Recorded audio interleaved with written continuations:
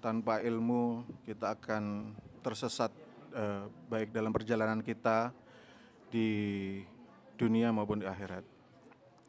Alhamdulillah kita menunggu buka puasa. Sekarang jam 16.31, kira-kira 1 jam ke depan kita akan diberikan ilmu oleh Ustadz dengan tema arti sebuah doa. Nanti kita kasih waktu Bapak Ibu untuk bisa memberikan pertanyaan, tanya jawab di 15 menit atau 20 menit di akhir. Bisa langsung atau saya kasih kertas.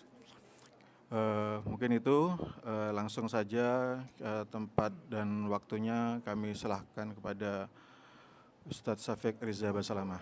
Tafadhol Ustadz. Jazakumullah khairan. Assalamualaikum warahmatullahi wabarakatuh.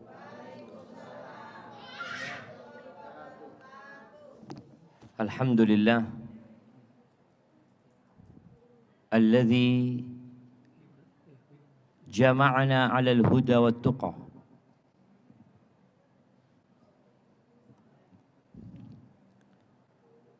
Segala puji bagi Allah Jalla Jalaluh yang mengumpulkan kita di tempat ini atas dasar petunjuk yang Allah berikan kepada kita dan ketakwaan. Tentunya kita bukan kerabat yang dilahirkan dari satu rahim. Kita mungkin juga nggak bertetanggaan. Tapi kita berkumpul di tempat ini atas dasar karena kita sama-sama muslim. Sama-sama beriman dan yakin bahwasanya persaudaraan yang tidak akan terputuskan adalah persaudaraan yang dibangun di atas keimanan kepada Allah. Bapak sama anak pun akan berpisah tatkala mereka tidak satu agama. Nah, monggo ibu-ibu langsung masuk ke dalam. Langsung. Iya. Ternyata bukan ana yang telat, banyak yang telat ternyata. Iya. Ana pikir saya yang telat.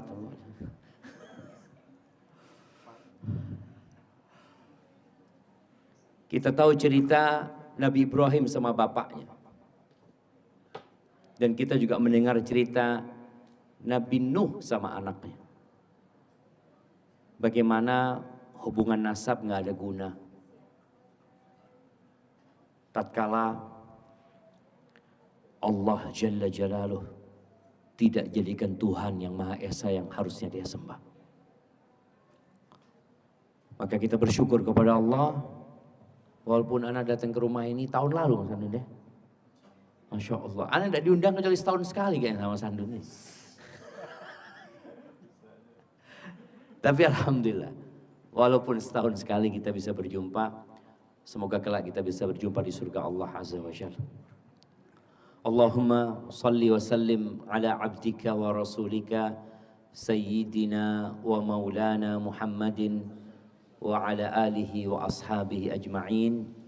Ya Allah, semoga salawat dan salam, berkah dan nikmat senantiasa Engkau curahkan untuk hamba kekasih-Mu, untuk baginda Nabi kita Muhammad alaihi salatu wassalam, yang kita nggak bakalan masuk surga kecuali lewat jalan yang telah dijelaskan oleh Rasulullah SAW. Amma ba'd, bicara doa. Insya Allah kita semua pernah berdoa. Yang juga hari ini kita sebenarnya sedang berdoa. Nah, silahkan masuk Bapak. Iya, masuk ke depan aja sini. Tidak perlu, tidak harus apa, muter. Dan tidak harus bersandar. Yang bersandar ini yang tua-tua saja. Nah, yang merasa muda jangan bersandar.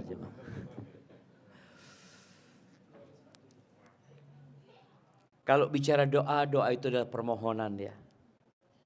Doa itu adalah permintaan. Sebagian ulama mendefinisikan doa itu meminta sesuatu yang bermanfaat buat dirinya, atau meminta agar disingkap dari musibah yang menimpanya, atau agar musibah itu nggak menimpa dia.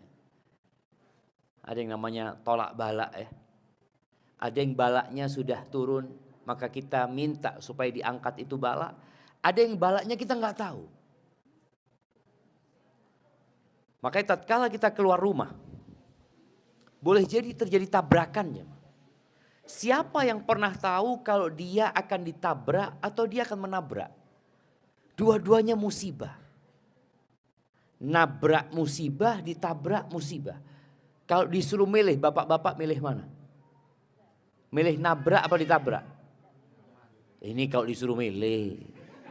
Ya kalau kita mau nggak mau kita sama balak lah jamaah. Tapi kalau disuruh milih, lebih enak nabrak apa ditabrak? Nabrak bapak. Orang yang nabrak belum tentu selamat. Berapa banyak orang yang nabrak yang lebih parah daripada yang ditabrak. Itu kita lihat kejadiannya.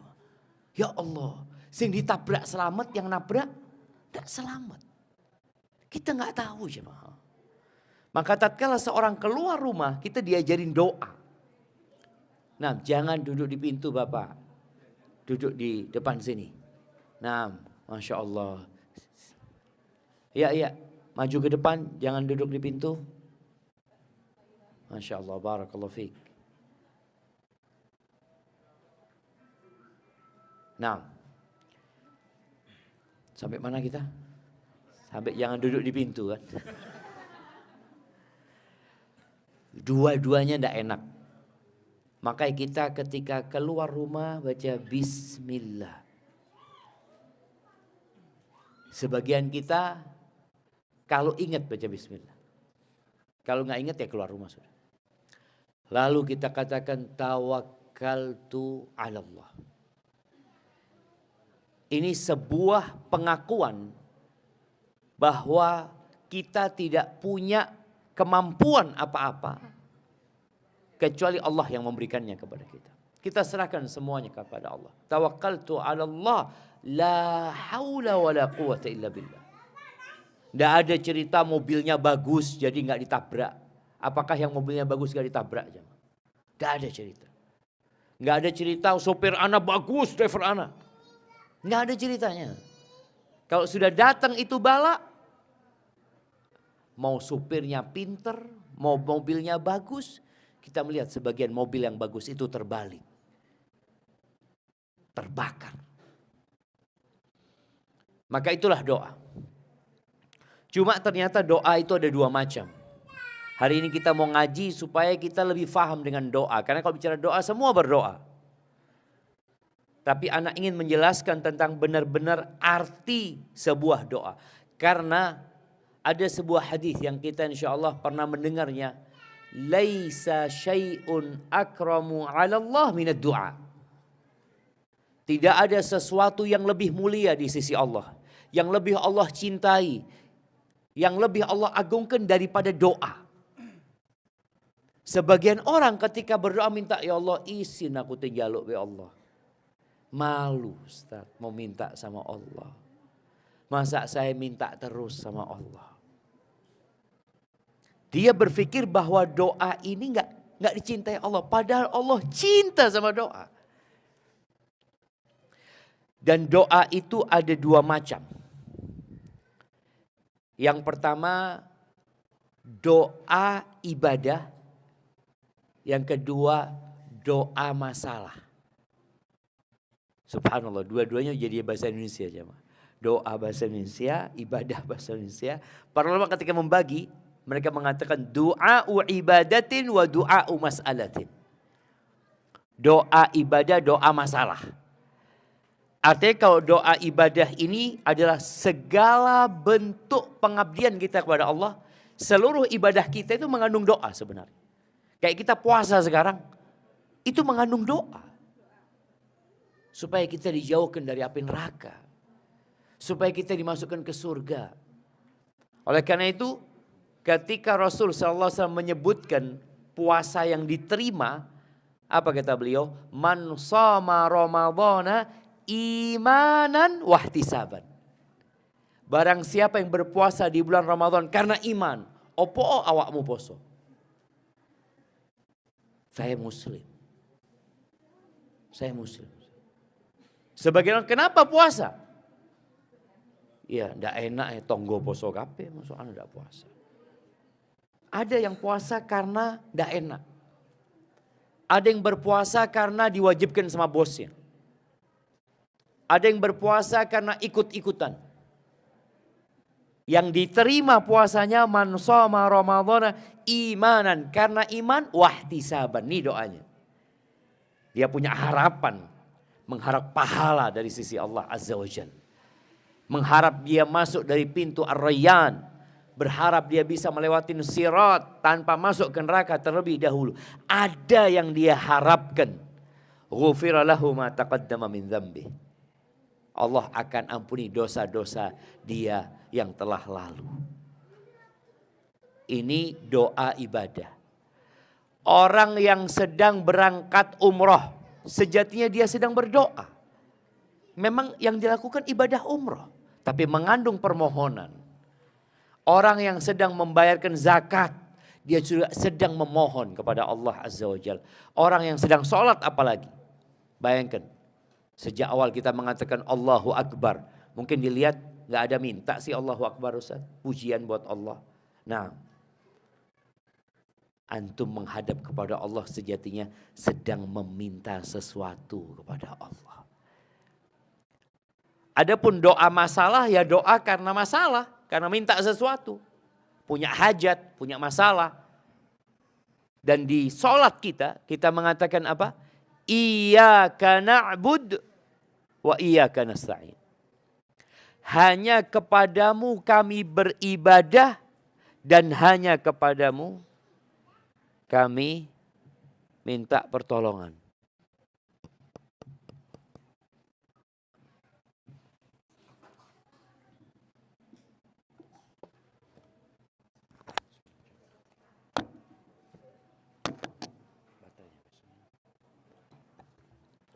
Nah, jadi setiap sholat kita itu berikrar dan ikrar kita nggak pernah berhenti. Ya mungkin bisa maju ke depan bapak-bapak, tidak di pintu. Nah, maju ke depan supaya kalau ada yang datang tidak harus melewatin punggungnya ya, maju-maju ke depan. Barakallahu fikum. Baik. Jadi kita berikrar dan ikrar kita tidak pernah berhenti. Iyyaka na'bud wa iyyaka nasta'in. Rakaat pertama baca itu. Rakaat kedua baca itu lagi. Nanti sholat tarawih. Yang sholatnya 23 rakaat. 23 kali dia mengulangin itu. Iyyaka na'bud wa iyyaka nasta'in. Cuma sayangnya sebagian kita itu tidak menghayati apa yang dia baca. Padahal Nabi SAW menyebutkan ad-du'a huwal ibadah. Doa itu ibadah gitu. Maka tatkala kita meminta kepada Allah, engkau sedang beribadah. Jadi arti ibadah itu dalam bahasa Arab maknanya at-tazallul. Menghinakan diri kita. Orang yang minta itu merasa dia di bawah. Memang dia terlihat hina. Mosok njaluk-njaluk toh. Tapi kalau minta sama Allah, itu ibadah engkau kepada Allah. Engkau merasa bahwa engkau gak punya apa-apa. Engkau tidak mampu berbuat apa-apa. Hanya Allah yang bisa memberikan.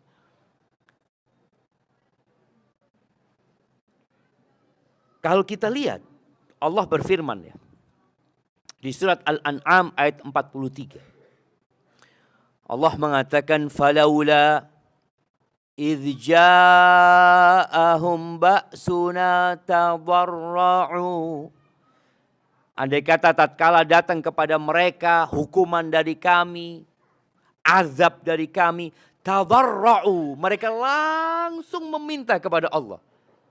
Tadarru' penuh penghinaan diri. Mengangkat tangan, menunjukkan ya Rob, ya Rob. tadarru, minta sama Allah Azza wa Jalla. Tapi ternyata mereka tidak melakukan itu.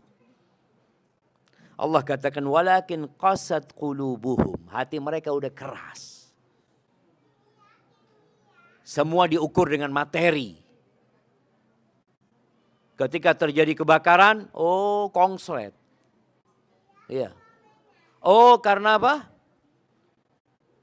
Tabung gas. Oke. Antum tahu di setiap rumah ada tabung gas. Di setiap rumah ada listrik. Kenapa kok rumah antum yang terbakar? Kenapa kok tabung gas yang di rumah antum yang meledak? Itu kehendak Allah Azza wa Jalla. Maka seharusnya tatkala terkena musibah langsung kembali kepada Allah. Ngemis sama Allah Azza wa Jalla. Ya mungkin yang di pintu bisa maju ke depan ya. Bisa maju ke depan. Supaya kalau ada yang telat. Belum boleh minum mana ya. Nah. Masya Allah jemaah. Iya jemaah. Jadi yang jadi masalah itu ada orang-orang yang sudah keras hatinya. Dikasih peringatan sama Allah. Sejatinya musibah yang menimpa kita itu peringatan dari Allah Azza wa Jalla. Tapi orang yang hatinya sudah keras, dia merasa nggak ada masalah. Sebagian kita kalau baca berita, ada banjir, ada gempa, selalu disebut bencana alam. Oh memang di situ terjadi karena ternyata daerah situ lempengan buminya itu memang bergerak. Gitu. Oh iya. Pertanyaannya kenapa kok bergerak? Siapa yang menggerakkan? Bertahun-tahun gak bergerak kok sekarang bergerak? Allah Azza wa Jalla. Maka di sini kita disuruh minta sama Allah. Tapi orang kalau sudah keras hatinya, ya dosa itu membuat hati tertutup. Ahibati fillah. Abdullah Al-Antaqi rahimahullahu ta'ala. Beliau menyebutkan ada 5 tombok hati. Ada beberapa ulama yang menyebutkan tentang tombok hati ya. Tadi kalau bicara hati yang keras ya. Yang kadangkala dikasih nasihat pakai lisan gak nerimo. Dikasih nasihat lewat bencana, lewat azab juga gak nerima. Gak jadi orang baik. Maka disebutkan tombok hati yang pertama mujalasatus salihin. Kumpul sama orang soleh. Antum coba lihat kumpulannya antum siapa. Kalau kumpulannya pemain bola, yo diajak bal-balan. Kumpulannya suka mancing, yo diajak mancing. Kumpulannya ke kafe, ngobrol sana, ngalor ngidul, membicarakan tentang dunia, ya tambah keras hati antum. Orang kalau kumpul sama orang kaya yang gak bertakwa kepada Allah Azza wa Jalla, yang ada hatinya tambah keras. Antum kumpul, fulan, Allah. Ganti HP awakmu. Iya. iPhone 17. iPhone 17. Durung metu mas ya, pesanan khusus. Umpamanya. Mobilnya baru. Ini antum melihat orang ini kabeh dunia. Tambah keras antum hatinya. Yang dibicarakan cuma dunia. Dibicarakan perempuan, kekuasaan. Itu bikin hati antum tambah keras. Makanya kalau bicara orang, Umar bin Khattab pernah mengatakan, Inilah ahmilu hammad doa. Aku itu gak pernah kepikiran atau jadi beban tentang doa yang aku kabulkan. Gak pernah. Aku sudah minta sama Allah, kemudian jadi beban gak pernah. Karena aku yakin Allah akan mengabulkan doa. Yakin. Tidak ada ujian, aku sudah berdoa, pasti Allah kabulkan. Kalau syarat dan ketentuannya terpenuhi, pasti dikabulkan. Tapi yang jadi beban, kata Umar, yang jadi beban itu, Umar mengatakan, Inilah ahmilu hammal ijabah, walakin ahmilu hammad doa. Nggak jadi beban buat aku dikabulkannya doa, karena aku yakin Allah ngabulkan doa. Yang jadi beban adalah ketika nggak bisa berdoa. Di waktu mustajab Allah, kita ngelihat ada orang angkat tangan, mohon sama Allah. Aku kok gak iso ya. Kok bisa dia minta? Di waktu mustajab antara azan dan qomat umpamanya. Kita ngeliat ada orang yang bisa berdoa. Di waktu sujud itu waktu yang mustajab. Sebelum salam itu waktu yang mustajab.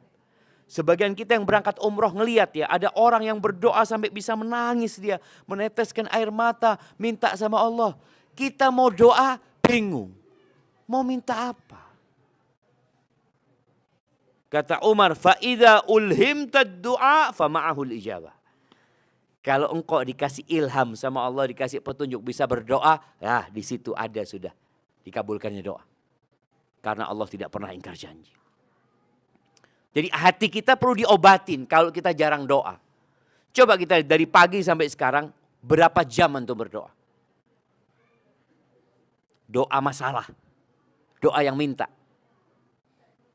Antum berpikir dapat rezeki karena bekerja. Ya Ustadz, masa kita ibadah terus Ustadz? Kan kerja Ustadz. Emangnya tidak bisa? Antum duduk di tempat kerja antum sambil nulis, sambil apa? Oh, lisan antum mengatakan Rabbighfirli wali walidayya warhamhuma kama rabbayani shaghira. Nggak bisa antum naik motor dari rumah tadi ke sini. Baca doa Rabbighfirli wali walidayya warhamhuma kama rabbayani shaghira. Sebagian kita tidak bisa.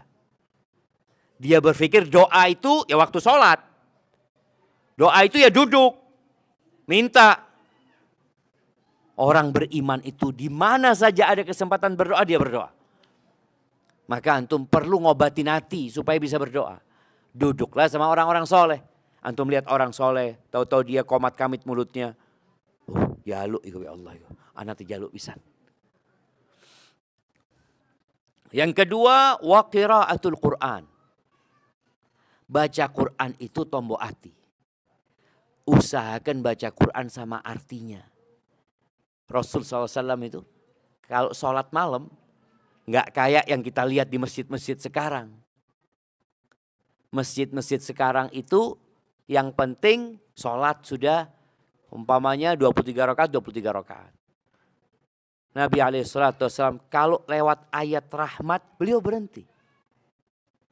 Di sholat ini. Beliau baca Quran lewat ayat rahmat. Beliau meminta Allahumma inni as'aluka min rahmatik. Atau Allahumma arhamni. Lewat ayat tentang surga, minta surga. Lewat ayat tentang neraka, minta perlindungan dari neraka. Lewat ayat tentang azab, minta perlindungan dari azab. Lewat ayat yang berisi tasbih, umpamanya Sabbihisma rabbikal a'la. Berhenti beliau. Membaca Subhana rabbiyal a'la. Baru lanjut. Alladzi khalaqa fasawwa. Jadi membaca Al-Quran ikut dengan pesan-pesan yang ada di dalamnya.